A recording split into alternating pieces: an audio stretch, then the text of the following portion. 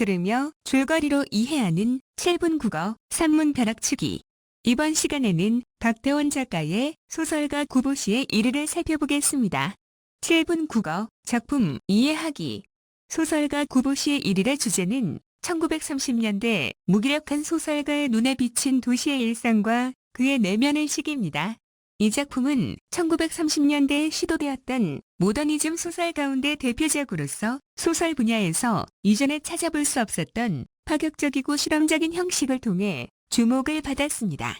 소설가 구보시의 일위는 박태원 작가의 자전적 소설로 소설가인 구보가 하루 동안 서울 거리를 배회하며 느끼는 내면의 시기 변화를 보여주고 있습니다. 소설의 일반적인 구성 방식을 따르지 않고 외출해서 극악까지 인물의 행적을 서술자의 관찰과 심리 위주로 인과적 연관성 없이 서술하고 있습니다.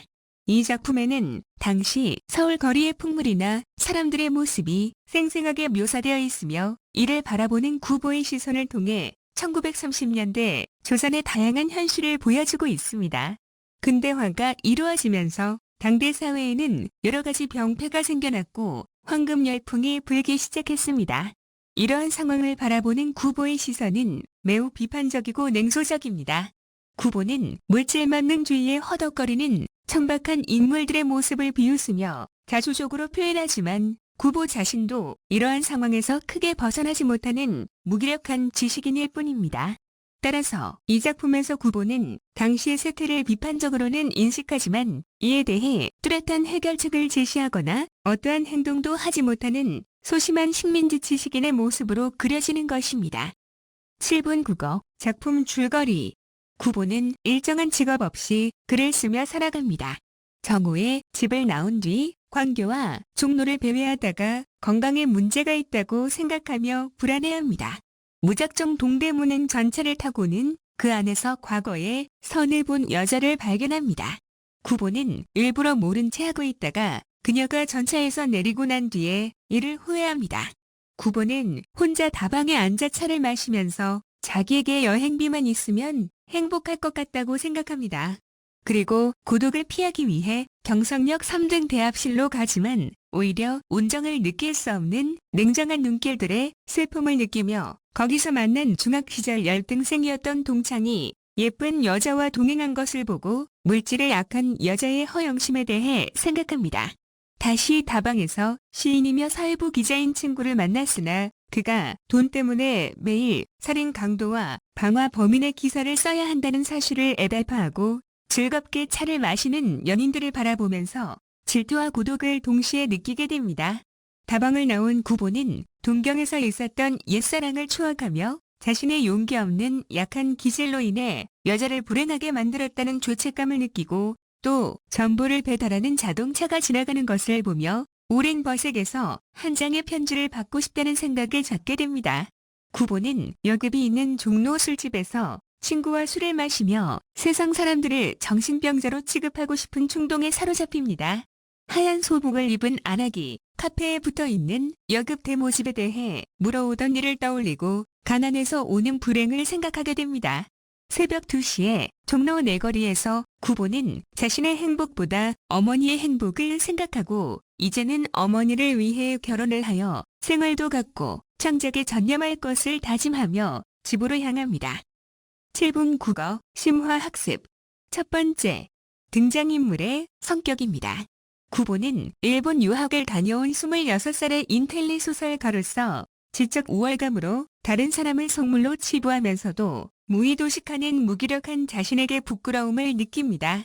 구보는 외출해서 귀가까지 관찰의 주체이며 신경쇠약증이 있고 인간관계 형성에 소극적인 인물입니다. 세계와의 화해를 추구하나 세속적인 현실에 적응하지는 못합니다. 그러나 마지막에는 어머니의 소망대로 결혼도 하고 소설을 쓰기로 결심합니다. 구보의 어머니는 무능력한 아들을 사랑으로 돌보며 아들이 늦게 귀가하는 것과 결혼을 걱정하고 구보가 정상적인 생활로 돌아오기를 바라는 인물입니다. 두 번째, 작품의 서술상 특징입니다. 소설가 구보시의 일위는 제목에서 알 수 있듯이 소설가인 구보가 정오의 집을 나와 새벽 2시경에 귀가하기까지 하루 동안의 여정을 중심으로 내용이 전개되고 있습니다. 따라서 이 작품은 일종의 단상들을 엮어놓은 구성이라고 할 수 있으며 이 때문에 서사적 구조가 중심을 이루지 않고 여러 가지 계기들에 의해 떠오르는 생각들을 신변 잡기처럼 서술하고 있습니다. 이러한 이유로 이 소설은 내면 묘사에 치중하며 그 내면의 흐름은 대체로 이동 경로에 따라 연상에 의해 다양하게 전개되는데 여기에서 장소와 사고의 필연적 연관성을 발견하기는 어렵습니다. 또한 나레이션과 독백이 뒤엉킨 채로 서술되고 있어서 쉽게 이해하기 어렵다는 점이 특징입니다. 한편 이 작품은 만연체의 문장으로 서술되어 있습니다. 만연체 문장은 박태원의 특징적 문체인데 주인공의 정돈되지 않은 사유의 전개 과정을 논리적인 조성을 거치지 않고 그대로 드러내는 기능을 합니다. 그러나 반점을 찍어 휴지를 적극적으로 활용하여 자칫 느슨해지기 쉬운 서술의 탄력성을 부여하여 인물의 심리를 세밀하게 드러내고 장면을 전환하는 데 기여하고 있습니다. 그리고 이 작품에서 구보의 산책이라는 배회의 형식은 의식의 흐름과 고현학적 기법을 통해 서술되며 그러한 산책과 배회는 반대로 구보의 관찰과 의식의 흐름을 보다 효과적으로 드러낼 수 있게 해주는 장치이기도 합니다.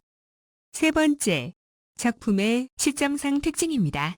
소설가 구보시의 일일의 시점을 전통적 방법에 따라 구분하면 전지적 작가 시점에 해당됩니다. 소설의 내용이 오직 구보라는 주인공의 행동과 사고에 초점을 맞추고 있으며 그가 느끼는 세계와 연상된 추억 등을 객관화하여 제시하고 있습니다. 이는 작품 밖에 있는 화자에 의해 서사되지만 세계를 바라보는 시각이 작중 인물인 까닭에 이야기가 주인공 구보에 의해 전개되고 있는 듯한 착각을 불러일으키게 됩니다. 따라서 실질적으로는 전지적 시점보다 1인칭 주인공 시점에 가깝게 서술되는 것이라고 할 수 있습니다. 전지적인 시점으로 그려지는 소설은 서술자가 직접 상황을 설명하기 때문에 추측을 나타내는 서술어를 사용하지 않습니다.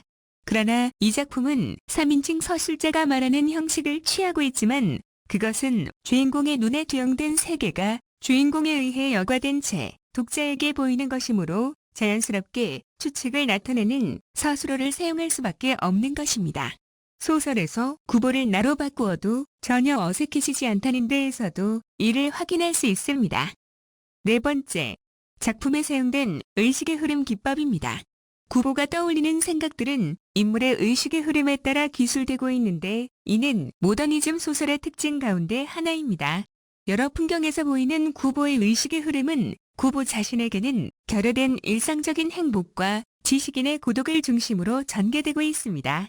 의식의 흐름은 소설 속에서 인물의 의식이 끊어지지 않은 상태로 외부로부터의 자극을 계속 받아들이고 반응하며 이것이 연속되는 것입니다. 의식의 흐름이라는 서술 방식을 통하여 인간의 실존이 외부로 나타난 것보다는 정서와 정신의 연속적인 전개 과정에서 더 잘 보여줄 수 있는 것입니다. 이러한 소설에서는 인간을 심리주의적 기준에서 바라보기 때문에 자연스럽게 인물의 인상이나 회상 또는 기억과 반성 그리고 사색과 같은 심리적 경험이 주요 제재로 사용됩니다. 그러므로 일반적인 소설에서 나타나는 사건 중심의 인과적이고 통일된 서술과 달리 등장인물의 의식인 생각의 흐름에 따라 이야기를 전개하며 등장인물이 보고 들은 것보다 그것을 계기로 해서 생각하게 되는 내용이 서술의 중심이 되는 것입니다. 작품 속에 다음과 같은 장면이 나옵니다. 문득 구보는 그의 얼굴의 부종을 발견하고 그의 앞을 떠났다. 신장염 그뿐 아니라 구보는 자기 자신의 만성위 확장을 새삼스러이 생각해내지 않으면 안 되었다. 그러나 구보가 매점 옆에까지 갔었을 때 그는 그곳에서도 역시 병자를 보지 않으면 안 되었다. 40여 세의 노동자, 전경부의 광범한 팽룡, 돌출한 안구, 또 손에 경미한 진동, 분명한 바세도 시병이라고 서술된 부분이 있습니다. 다섯 번째, 작품에 사용된 고현학적 기법입니다. 고현학은 고고학과 대립되는 개념으로 1920년대 일본의 고나시로가 제창한 개념입니다. 이는 변동이 극심한 현대의 풍속 세태를 조사하고 기록하며 분석하여 장래의 발전을 위한 자료로 제공하는 학문입니다.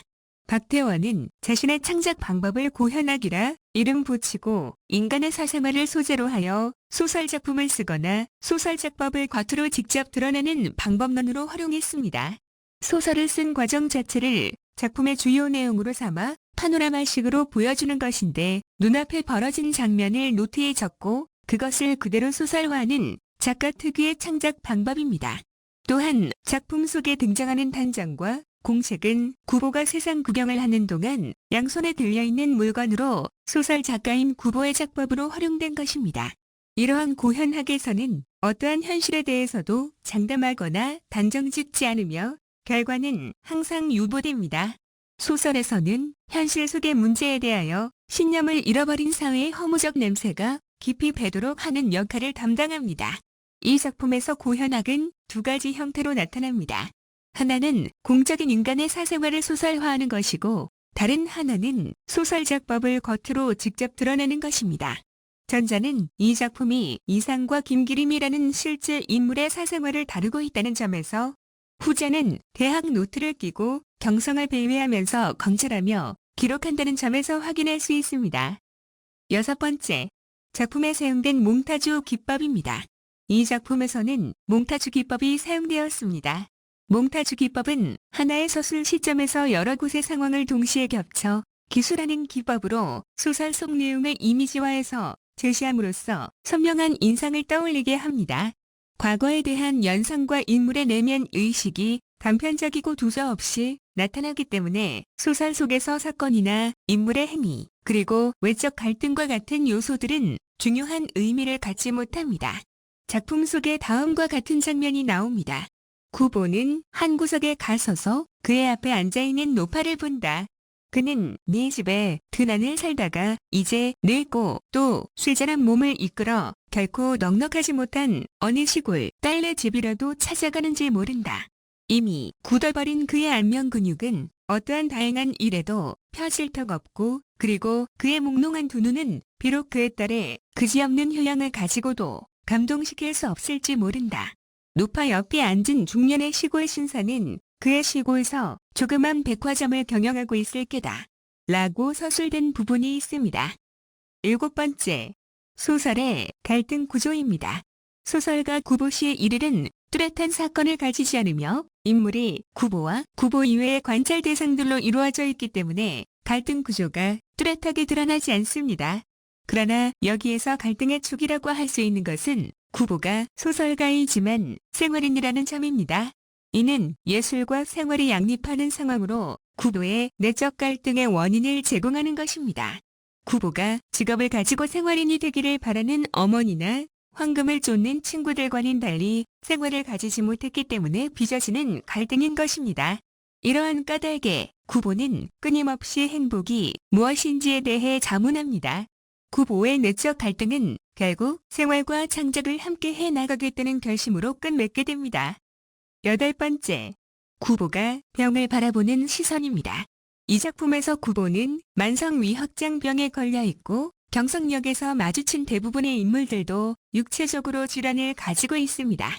그런데 이러한 육체적 질환은 타인과의 단절을 더욱 견고하게 만드는 계기를 제공합니다. 사람들이 병자로부터 떨어지려 하고 구보 자신도 병자를 피해 자리에서 일어나는 모습을 통하여 사회 구성원들 간의 관계의 단절과 비인간적 모습을 보여주고 있는 것입니다.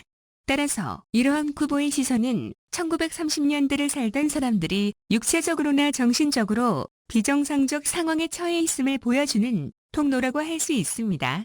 작가는 허무주의와 냉소주의에 빠져 살아가는 당대 지식인의 모습을 자신의 분신인 구보를 통해 그려내고 있는 것입니다. 아홉 번째, 황금광 시대의 의미입니다. 구보가 황금광 시대라고 했던 1930년대는 근대화가 진행되고 자본주의가 생활에 깊숙이 들어오게 되며 도시화가 진행되던 시기였습니다. 당시 일본은 제국주의 침략 전쟁을 일으키고 도저히 상상할 수 없는 온갖 반일념적인 만행을 저지르며 대륙으로 전쟁을 확대하기 위하여 필요한 자금을 약탈하려는 목적으로 금광채굴을 장려했습니다. 이러한 상황 속에서 금채굴이 급격히 성행하였는데 작가는 주인공의 입을 빌려 일확천금의 허황된 꿈을 쫓아 이에 몰두하는 당대 식민지의 이상 열풍을 황금광 시대에 빗댄 것입니다. 너도 나도 황금 열풍에 동참하고 심지어 순수문인들까지 가세하여 모든 가치 위에 물질이 존재하는 사회로 변모하는 가운데 우리의 전통적 생활 방식은 나날이 붕괴되어 갔습니다. 작가는 도시의 일상 속에 숨어 사람들의 삶을 지배하고 있던 자본주의적 속성을 드러내기에 가장 좋은 소재로 황금 열기를 택한 것입니다. 황금광 시대는 물질이 모든 것을 지배하는 사회로 변모하고 있음을 단적으로 보여주는 것으로 이러한 시대를 씁쓸하고 안타까운 시선과 자조적 문체를 사용하여 서술할 수밖에 없었던 것입니다. 10번째, 소설가 구보시의 일일의 문학사적 의의입니다. 규정할 수 없는 현실의 문제에 대해 예술가로서 박태원이 택했던 방식은 단장과 노트입니다. 현대인의 삶을 쫓아서 그 양태를 기록하여 그 시대를 살아가는 사람들이 느끼는 삶의 의미와 그것을 지배하는 질서를 발견하려는 것을 모더놀러지, 즉 고현학이라고 말합니다. 소설가 구보시의 일일이 우리 문학사에서 의미를 갖는 부분이 바로 이 지점인 것입니다. 삶의 의미를 회복하려는 노력을 보임과 동시에 자신의 소설 방법론을 작품의 전면에 내세우는 것을 미적 자아의식이라고 부를 수 있고, 이러한 미적 자아의식으로 인하여 작가가 모더니스트라고 불리는 것입니다. 그러나 삶의 가치를 회복해보고자 하는 노력의 끝은 작품의 말미에서 더 이상 나 돌아다니지 않겠다고 하며 생활을 갖겠다는 말로 끝맺습니다.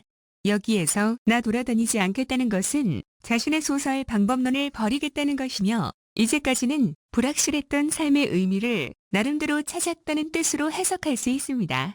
또한 그가 갖겠다는 생활은 낭만적 사랑이 아닌 가정과 소시민적 행복이라고 할 수 있습니다.